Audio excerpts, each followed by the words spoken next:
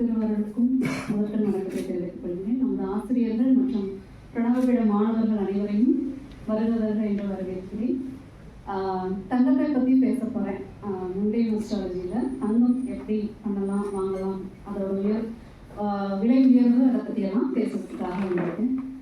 தங்கத்தோட விலை பார்த்தீங்கன்னா டிமாண்ட் அண்ட் சப்ளை, இதை பற்றி தான் இதோட அடிப்படையில் தான் நமக்கு விலை ஏற்றம், உயர்வு, பற்றாக்குறை எல்லாமே ஏற்படுது. புல்லியன்ஸ் அண்ட் ஆபரண தங்கம், இதை வச்சுதான் சர்வதேச தங்கத்தோட சந்தை மதிப்பு கணிக்கப்படுகிறது. இந்தியாவில் பார்த்தீங்கன்னா பெரிய தங்க சுரங்கம் அப்படிங்கிற அளவுக்கு பெருசாக ஒன்றும் இல்லை, சின்ன சின்னதாக இருக்குது. அதோட நம்ம வேர்ல்டு லெவலில் பார்த்தீங்கன்னா 0.5% கம்மியாக தான் நமக்கு இந்தியாவில் கிடைக்குது. தங்கம் பார்த்தீங்கன்னா நம்ம கோவில்கள்லாம் அதிகமாக தங்கம் இருந்துச்சு. அது காரணம் பார்த்தீங்கன்னா ரசவாதம் அப்படிங்கிற ஒரு டெக்னிக்கை நம்ம முன்னோர்கள் யூஸ் பண்ணி இரும்பை தங்கமாக எப்படி மாற்றுறது அப்படிங்கிறதையும் அவங்களுக்கு தெரிஞ்சு வச்சுருந்தாங்க. இப்போ தங்கம் அப்படின்னா அதுக்கூட காரக கிரகம் பார்த்தீங்கன்னா குரு. இப்போ தங்கம் ஆபரணங்கள் அப்படிங்கிறது குரு சூரியன், ஏன்னா தாமிரம் சேர்றதுனால அதை நம்ம சொல்கிறோம். இதனால் நம்ம தங்கத்தை கணிக்க வேண்டிய கட்டாயத்தில் நம்ம இருக்கிறோம். தங்க விலை ராசி ரீதியான தொடர்பு. இப்போ குரு நீர் ராசி, நிற ராசி, இதை தொடர்பு ஏற்படுத்தும் போது பார்த்தீங்கன்னா தங்க உயர்வு விலை அதிகமாக இருக்கும். அதுவே காற்று ராசி, நெருப்பு ராசி சம்மந்தப்படும் போது பார்த்தீங்கன்னா அதோட விலை கொஞ்சம் கம்மியாகும்.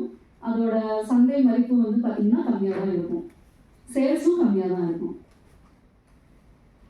குரு சூரியன் பார்வை ரீதியாகவும் நட்சத்திர பரிவர்த்தனை, நட்சத்திர தொடர்பு ஏற்படுத்தும் போதும் விலை ஜாஸ்தியாக இருக்கும். குரு சுய விடான நீளத்திலையும், அதே மாதிரி சூரியன் பார்த்தீங்கன்னா கன்னி ராசியில் போகும்போதும் விலை பார்த்தீங்கன்னா ரொம்ப உயர்வாக இருக்கும். ரொம்ப உச்சம் தோடுன்னு சொல்லுவாங்க இல்லையா, அந்த டைமில் அப்படி இருக்கும். தங்கம், ரியல் எஸ்டேட் ரெண்டுமே பார்த்தீங்கன்னா ஒரே ஸ்டேஜில் தான் இருக்கும். ஒரே மாதிரியான விஷயங்களை தான் நம்ம சொல்ல முடியும். குரு பார்த்தீங்கன்னா நெருப்பு ராசி, காற்று ராசி தொடர்பு ஏற்படுத்திக்கிட்டு சூரியன் தொடர்பு இல்லாதப்போ பார்த்தீங்கன்னா அதோட விலை ரொம்ப கணிசமாக குறையும், இந்த நார்மலாக இருக்கும் அப்படிங்கிறத சொல்லலாம். இப்போ ஜாதக ரீதியாக எடுத்துக்கிட்டோம் அப்படின்னா அதுக்கும் காரக கிரகம் குரு தான். சுக்கிரனோட தொடர்பு ஏற்படுத்தி 2-11 தொடர்பு இருக்கும்போது காலகட்டத்தில் அவங்களுக்கு தங்கம் சேமிப்பு அதிகமாக இருக்கும். அதுவே 2 பார்த்தீங்கன்னா நம்ம வாங்குறதையும் விற்கிறதுக்கு 11 நம்ம சொல்லுவோம். இப்போ குருவும் சுக்கிரனும் 11 இருந்துச்சுன்னு வச்சுக்கோங்களேன், அதோட சேல்ஸ் பார்த்தீங்கன்னா நல்லா நம்ம வாங்குறத விட அதிகமாக இருக்கும். அதை விட சனியோ, ராகுவோ, செவ்வாயோ சம்மந்தப்படும் போது அதோட மதிப்பு பார்த்தீங்கன்னா கம்மியாக இருக்கும். சனி அப்படிங்கிறது பார்த்தீங்கன்னா தூய்மை இல்லையாத தங்கம் அப்படிங்கிறது குறிக்கும். ராகு, கேது அப்படின்னா முலாம் பூசப்பட்டது, அதாவது ரொம்ப ஒரிஜினலாக இருக்காது, மேலே மட்டும் முலாம் பூசப்பட்டதாக இருக்கும்.